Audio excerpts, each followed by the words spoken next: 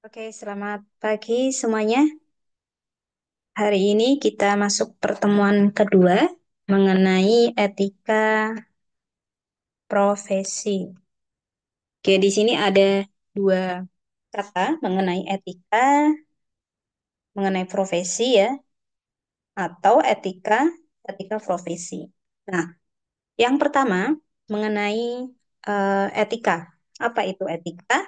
Etika di sini adalah norma yang bisa diterima oleh sebuah kelompok masyarakat ya, kelompok orang atau masyarakat tertentu sebagai landasan tingkah laku sehari-hari di masyarakat maupun di tempat kerja.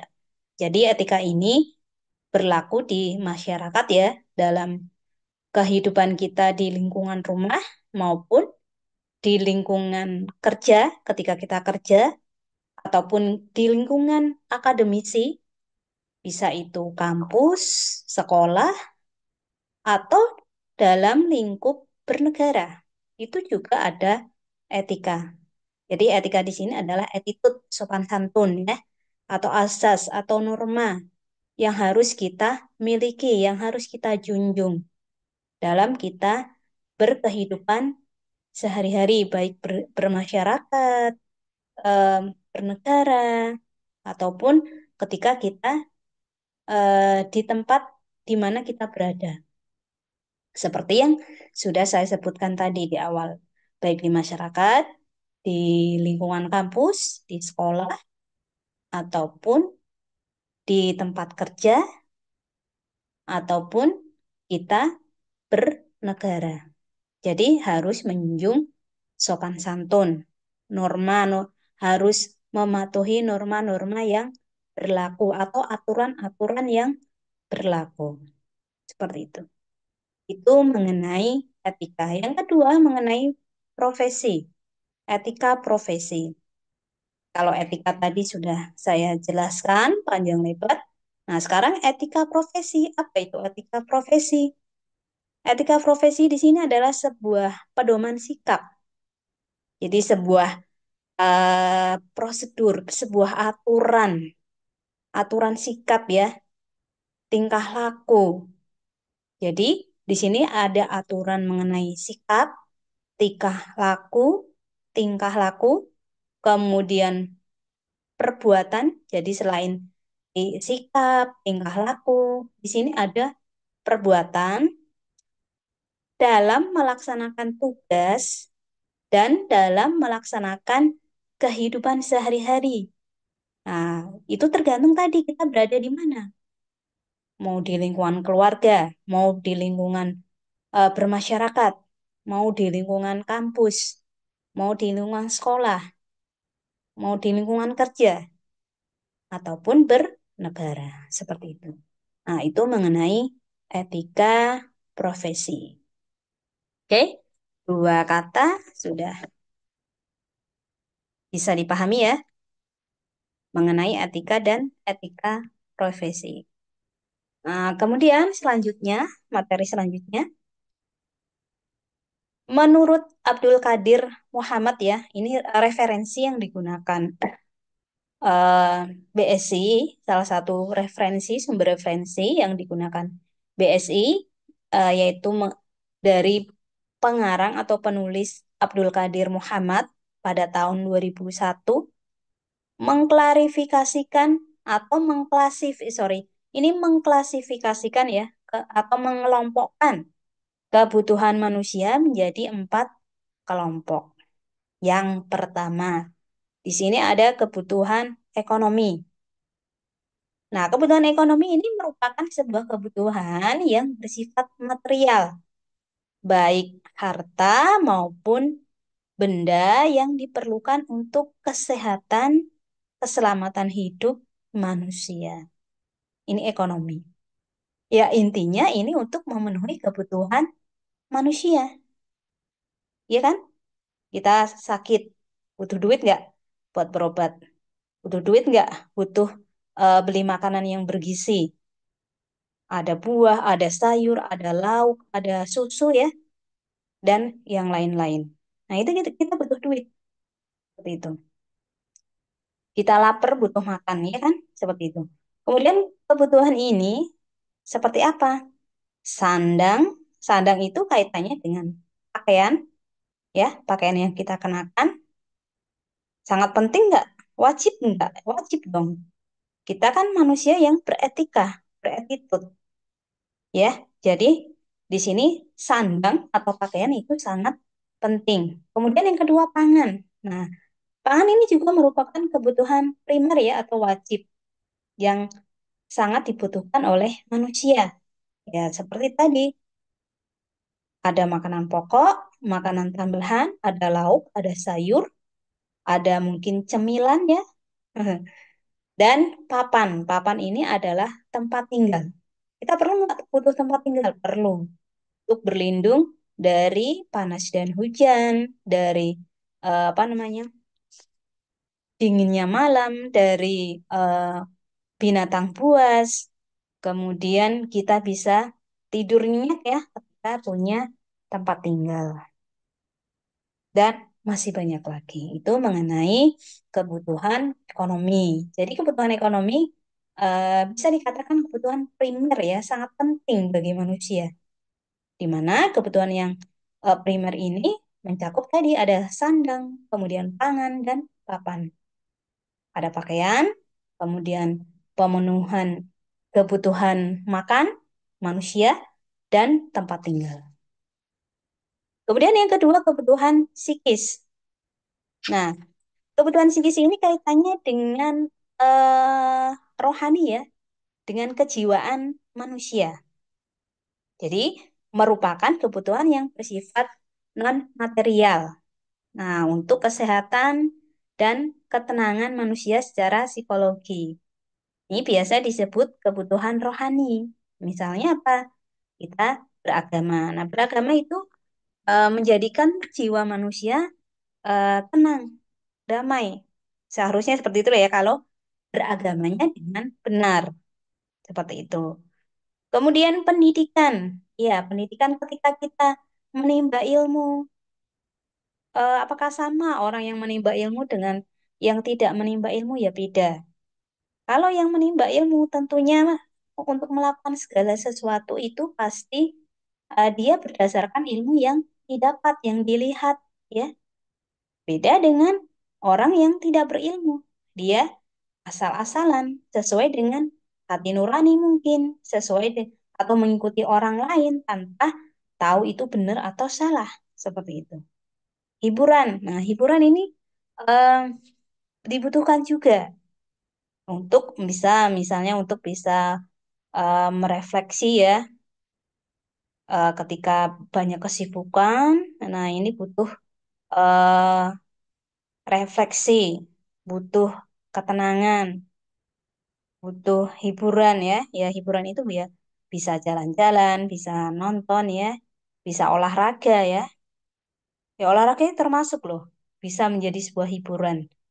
Tergantung olahraganya macam-macam seperti itu. Dan lain-lain. Ini kebutuhan psikis.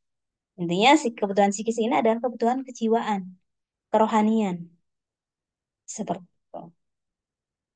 Nah, mungkin selain itu tadi ya kasih sayang, mungkin dia kasih sayang dari orang tua ya kalau posisinya anak ya, dari keluarga lah intinya.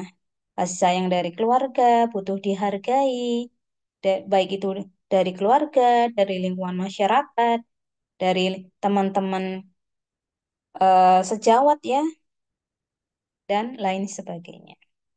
Kemudian yang ketiga kebutuhan biologis. Nah, kebutuhan biologis ini merupakan kebutuhan untuk kelangsungan hidup manusia dari generasi ke generasi.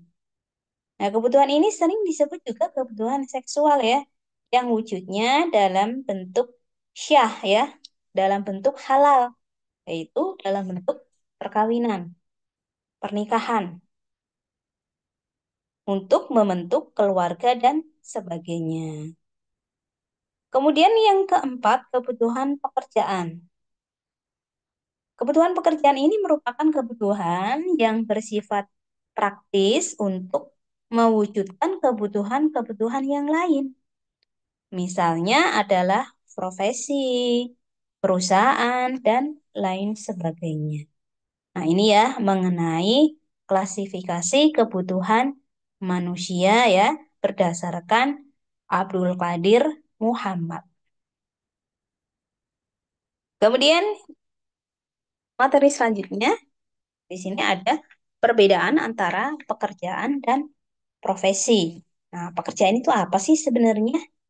Nah, pekerjaan di sini adalah sebuah aktivitas yang dilakukan baik manusia per individu maupun antar manusia untuk saling memenuhi kebutuhan dengan tujuan tertentu. Ya, tentunya untuk memenuhi kebutuhan. Baik tadi ya, kebutuhan ekonomi, kebutuhan psikologi, kebutuhan biologis ya, seperti itu. Dalam hal ini pendapatan atau penghasilan. Kemudian itu pekerjaan ya. Yang kedua, profesi. Apa itu profesi? Profesi ini bagian dari pekerjaan. Jadi pekerjaan itu induknya.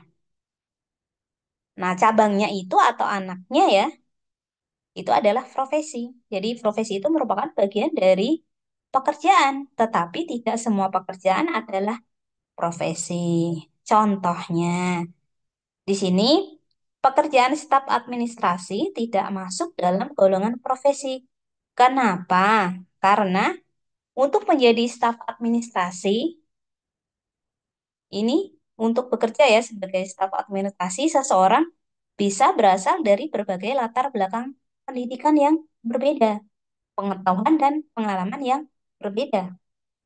Nah, ini contoh staf administrasi, kuli bangunan ya, kuli bangunan, operator ya. Terus kemudian apalagi sales dan masih banyak lagi. Kemudian akuntan. Akuntan di sini merupakan apa? Yaitu profesi karena seseorang yang bekerja sebagai akuntan haruslah berpendidikan akuntansi. Nggak bisa dong seorang akuntan itu dari eh, apa namanya backgroundnya dari TIK. Nggak mungkin kan? Terus kemudian nggak mungkin lah seorang akuntan itu dari pendidikan, sarjana pendidikan. Nggak mungkin ya. Makanya di sini akuntan itu termasuk profesi, di mana selain tadi dia eh, dari latar belakang pendidikan, juga di sini memiliki pengalaman kerja beberapa tahun di kantor akuntan. Nah, selain akuntan apalagi dokter. Nggak mungkin kan dokter itu dari jurusan TIK, dari jurusan ekonomi, dari jurusan biologi. Kalau biologi bagian ya, bagian dari kedokteran. Nah, itu. Terus kemudian guru. Guru itu juga sama, profesi. Karena guru itu tidak dari semua latar belakang pendidikan. Dia backgroundnya harus dari gelarnya harus SPD. Seperti itu. Kecuali guru untuk TI ya, TI, TIK. Itu bisa dari sarjana komputer. Tidak harus mutlak pendidikan. Seperti itu. Ya, ini perbedaan antara pekerjaan dan profesi. Oke, lanjut. Kemudian ciri-ciri profesi. Yang pertama adanya pengetahuan khusus. Ini biasanya keahlian dan keterampilan yang dimiliki ini berkaitan dengan pendidikan ya, berkat pendidikan ya, maaf, pelatihan, pengalaman yang bertahun-tahun. Jadi pengetahuan khusus itu tidak apa namanya serta-merta melekat sendiri. Jadi ini diperoleh dari mana? Dari bakat pendidikan, pelatihan, dan pengalaman yang tidak sebentar. Jadi butuh waktu yang bertahun-tahun. Maka bisa dikatakan di sini memiliki profesi. Kemudian mengabdi pada kepentingan masyarakat. Artinya setiap pelaksanaan profesi itu harus meletakkan kepentingan pribadi di bawah kepentingan masyarakat. Seperti tadi dosen ya, dosen, kemudian guru, dokter ya. Itu kan lebih ke eh, untuk kepentingan masyarakat. Kemudian yang keempat, ciri-ciri yang keempat, adanya izin khusus untuk menjalankan suatu profesi. Setiap profesi akan selalu berkaitan dengan kepentingan masyarakat, di mana nilai-nilai kemanusiaan berupa keselamatan, kemudian keamanan, kelangsungan hidup, dan sebagainya, itu untuk menjalankan suatu profesi harus terlebih dahulu ada izin khusus. Kemudian yang kelima, kaum profesional biasanya menjadi anggota dari sebuah atau suatu profesi. Nah, ini ciri-ciri profesi. Oke, materi selanjutnya. Oke, etika. Etika profesi. Jadi apa itu sih sebenarnya etika dan etika profesi? Nah, tadi sudah saya bahas ya. Oke, kalau etika tadi berupa norma, aturan, atau azas yang harus yang diterima oleh masyarakat dan yang harus dilakukan, dipatuhi supaya tidak mendapatkan sanksi dari masyarakat. Nah, etika profesi tadi ya, sebuah pedoman sikap, tingkah laku, dan perbuatan dalam melaksanakan tugas dan dalam kehidupan sehari-hari. Oke, selanjutnya, prinsip-prinsip dasar dalam etika profesi. Yang pertama ada prinsip standar. Nah, prinsip standar teknis ini maksudnya gimana? Jadi setiap anggota profesi harus melaksanakan jasa profesionalnya yang relevan dalam bidang profesi. Ini prinsip standar. Kemudian prinsip kompetensi. Maksudnya gimana ini prinsip kompetensi? Setiap anggota profesi harus melaksanakan pekerjaan sesuai jasa profesionalnya dalam hati-hatian, kompetensi, dan ketekunan. Kompetensi ini kompeten di bidangnya ya. Jadi benar-benar ahli di bidangnya. Itu kompeten. Terus kemudian yang ketiga, prinsip tanggung jawab profesi. Jadi prinsip tanggung jawab ini adalah dalam melaksanakan tanggung jawabnya, setiap anggota harus menggunakan pertimbangan moral dan profesional. Yang keempat, prinsip kepentingan publik. Bagaimana nih artinya? Untuk kepentingan umum publik. Setiap anggota berkewajiban senantiasa bertindak dalam kerangka pelayanan pada publik, menghormati kepercayaan publik. Kemudian prinsip integritas harus menjunjung tinggi nilai tanggung jawab profesional dengan integritas setinggi mungkin. Kemudian yang keenam, prinsip objektivitas. Ini harus menjaga objektivitas ya, independen ya. Jadi objektif, tidak memihak ya, independen dan bebas dari benturan kepentingan dalam pemenuhan kewajibannya. Kemudian prinsip kerahasiaan. Artinya gimana ini? Harus menghormati kerahasiaan informasi yang diperoleh. Kemudian yang ketujuh, mohon maaf, yang kedelapan, prinsip perilaku profesional harus berperilaku konsisten dengan reputasi profesi yang baik dan menjauhi tindakan yang dapat mendiskreditkan profesinya. Nah, ini yang harus kalian ingat mengenai prinsip-prinsip dasar di dalam etika profesi. Ya, siapa tahu nanti di antara kalian ya, atau semuanya ya, nanti eh, berprofesi semuanya. Amin. Oke, lanjut. Kemudian yang ke selanjutnya, materi selanjutnya mengenai etika komputer. Nah, ini kaitannya dengan eh, prodi kalian ya. Prodi kalian dari SI semua atau mungkin dari TI mungkin ada atau mungkin elektro atau teknik industri. Nah, ini kaitannya dengan etika komputer. Etika komputer ini gimana sih? Ya, namanya etika berarti kan harus ada sopan santun ya ketika kita menggunakan komputer. Jadi harus ada etikanya. Enggak serta-merta walaupun itu sebuah teknologi ya, kita tanpa batas. Nah, di sini tetap ada aturan-aturan yang harus kita lakukan, kita taati.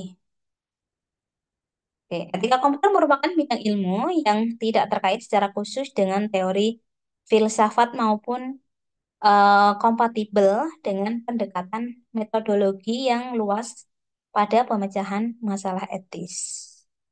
Nah, kaitannya dengan etika komputer itu ada beberapa isu ya. Isu-isu pokok ketika pokok etika komputer. Ya, kaitannya dengan etika komputer ini ada isu-isu yang pertama, ada kejahatan komputer atau cyber. Kejahatan yang dilakukan oleh komputer sebagai basic teknologinya. Contoh virus, spam, penyadapan ya, carding, denial of service, DOS, atau melumpuhkan target, cybercrime, terus hack ya, hack, kemudian cracker. Nah, itu contoh kejahatan-kejahatan komputer. Kemudian cyber etik. Cyber etik ini merupakan implikasi dari internet, memungkinkan pengguna IT semakin meluas ya, tak terpetakan, tak terkendali, tak teridentifikasi dalam dunia anonymous, dunia hacker. Kemudian e-commerce otomatis, sorry, e-commerce ya. E-commerce ini kan penjualan online. Nah, otomatisasi bisnis ya dengan internet dan layanannya. Mengubah bisnis proses yang telah ada dari transaksi konvensional, transaksi biasa umum ya, kepada yang berbasis teknologi, melahirkan implikasi negatif bermacam-macam kejahatan, penipuan, kerugian karena keanonimosnya tadi. Seperti itu. Kan nggak sedikit ya kita belanja online sering tertipu ya. Jadi apa yang kita order tidak sesuai, itu banyak. Kemudian harganya pun tidak sesuai dengan produk yang dijual. Seperti itu. Nah, selanjutnya yang keempat, pelanggaran hak atas kekayaan intelektual atau HKI. Kekayaan intelektual ini misalnya ya, eh, kalian menciptakan sebuah program, kemudian kalian sebagai penciptanya, kemudian kalian HKI-kan. Nah, ketika tidak di HKI-kan, nanti bisa dibajak ya, dibajak oleh orang lain. Ya, kaitannya dengan HKI di sini ada pembajakan ya, hack illegal software seperti itu.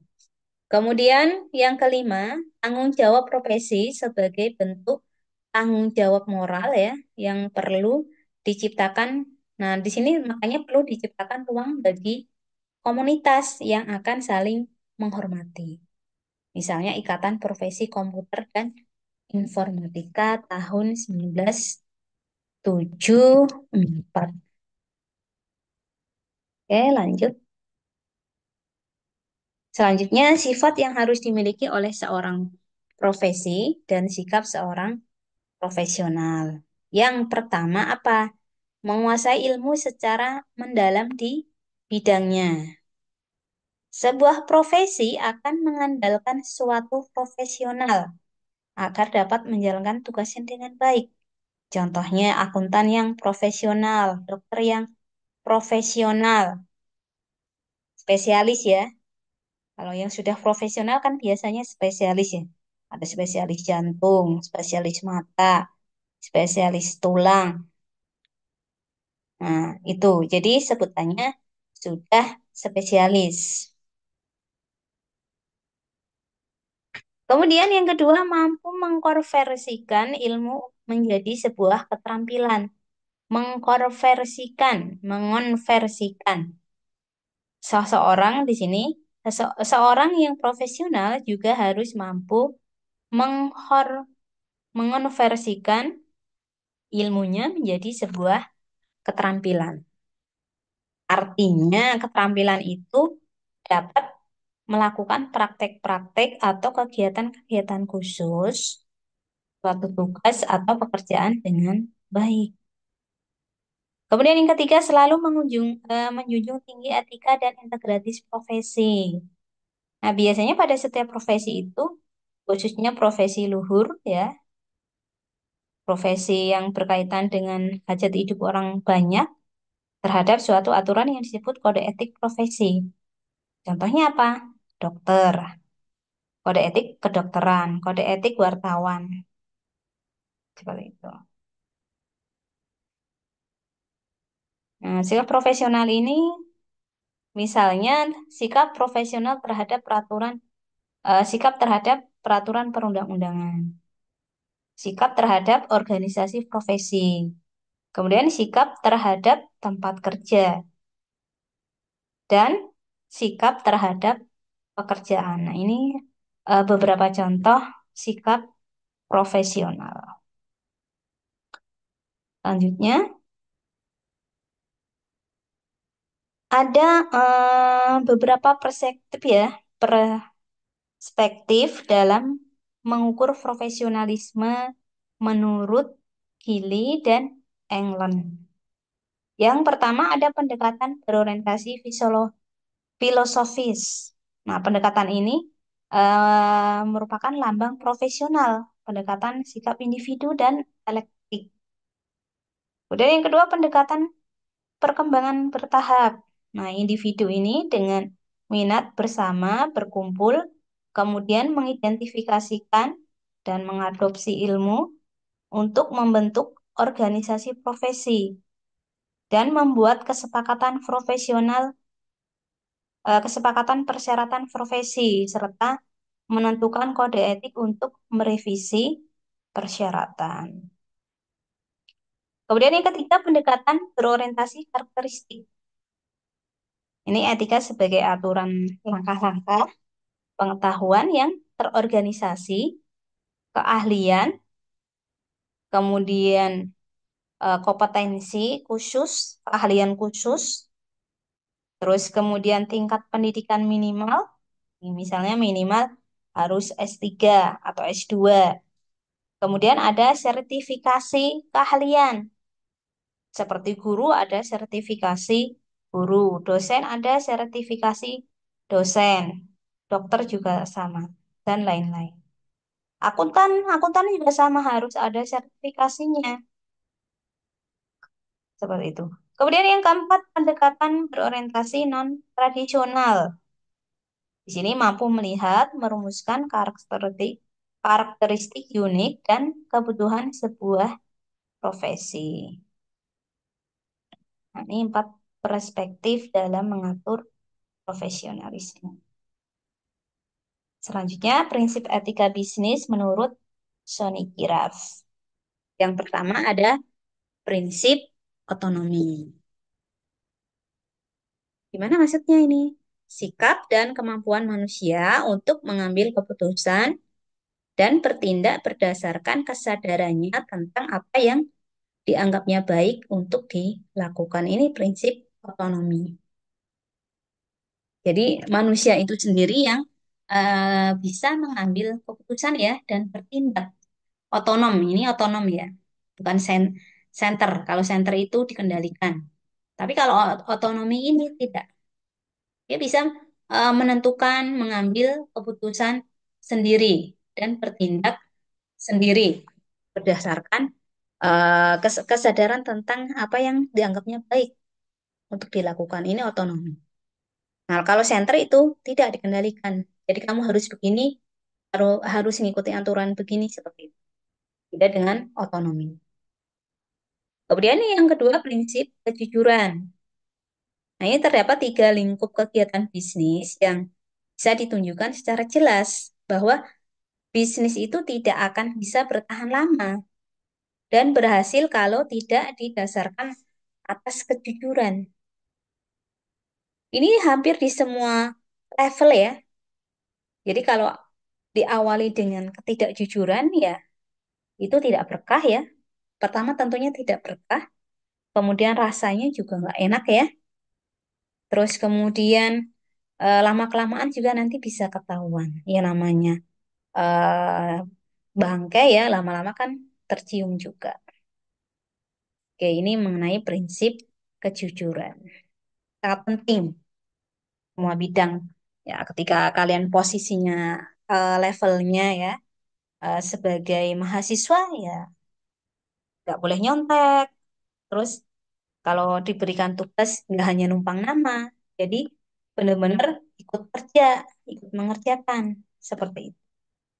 Itu nilai kejujuran. Yang ketiga, prinsip keadilan. Keadilan ini berarti harus seimbang ya. Jadi menuntut agar setiap orang diperlakukan secara sama, sesuai dengan aturan yang adil dan sesuai kriteria yang rasional objektif, serta dapat dipertanggungjawabkan. Yang keempat, prinsip saling menguntungkan atau mutual benefit principle. Menuntut agar bisnis dijalankan sedemikian rupa sehingga menguntungkan semua pihak. Nah, ini prinsip saling menguntungkan. Kemudian prinsip integritas moral. Ini terkait dengan tuntutan internal ya dalam diri pelaku bisnis atau perusahaan supaya eh, perlu menjalankan bisnis dengan tetap menjaga nama baik pimpinan atau orang-orangnya maupun perusahaannya. Jadi ini prinsip integratis moral, menjaga nama baik, menghargai ya, tidak merendahkan, tidak menikung, tidak menikam ya dari belakang. Oke, demikian ya untuk materi pertemuan 2 hari ini. Silakan jika ada pertanyaan mengenai materi hari ini bisa disampaikan di grup ataupun bisa ditulis ya di grup diskusi di MyBase, di aplikasi e-learning MyBase. Di situ kan disediakan fitur ya atau ruang diskusi dengan saya. Nah, silahkan bisa di situ ataupun di grup. Oke, selanjutnya untuk pertemuan kedua ini saya berikan eh, tugas ya atau supaya kalian bisa mencerna atau bisa mereview kembali apa yang sudah saya sampaikan hari ini. Nah, tugasnya tidak banyak ya.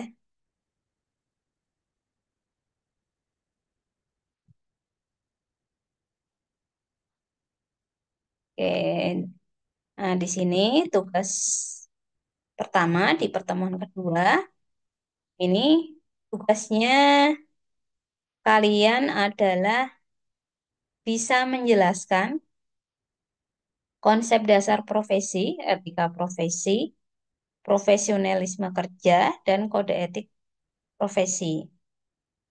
Kemudian dapat menyebutkan jenis-jenis profesi di bidang IT. Kemudian yang ketiga dapat menjelaskan tentang bentuk profesionalisme kerja. Nah, ini hanya 3 pertanyaan ya, silakan nanti kalian jelaskan. Nah, ketentuan pengerjaannya, yang pertama tugas bersifat individu, jadi tidak kelompok ya, sifatnya individu. Kemudian yang kedua dapat dikerjakan dalam penjelasan bentuk video. Jadi boleh kalian nanti kalau malas mengetik bisa kalian jelaskan dalam bentuk video. Nah, videonya ini nanti bisa kalian upload di YouTube ataupun di Google Drive ya. Jadi jangan videonya yang kalian kirim ke saya, linknya. Jadi link Google Drive-nya atau link YouTube-nya. Atau kalian mau mengetik, boleh. Silahkan nanti ketik. Ini formatnya boleh menggunakan Microsoft Word atau PDF. Nah, ini silahkan. Jadi nanti opsional ya. Bisa kalian kerjakan dalam bentuk penjelasan video. Jadi bukan VN lah ya, tapi video.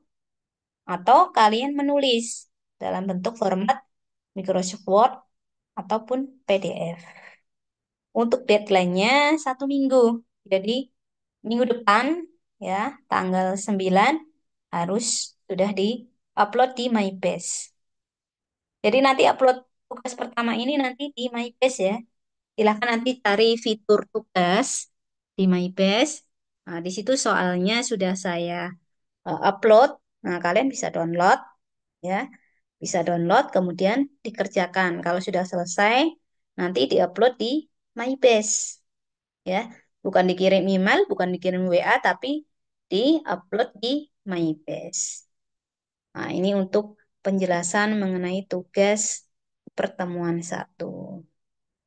Silahkan kalau ada pertanyaan nanti bisa disampaikan ya. Eh, Langsung japri saya, bisa di grup ataupun di MyBase. Nah, demikian materi yang saya sampaikan hari ini, materi pertemuan 2 mengenai etika profesi ya. Nah, silakan jika ada kendala apapun itu, baik kendala dalam materi, eh, kendala sistem maupun yang lainnya, nanti silahkan didiskusikan atau disampaikan ke saya. Oke, demikian saya akhiri. Terima kasih. Selamat pagi, ya, selamat mengerjakan tugasnya.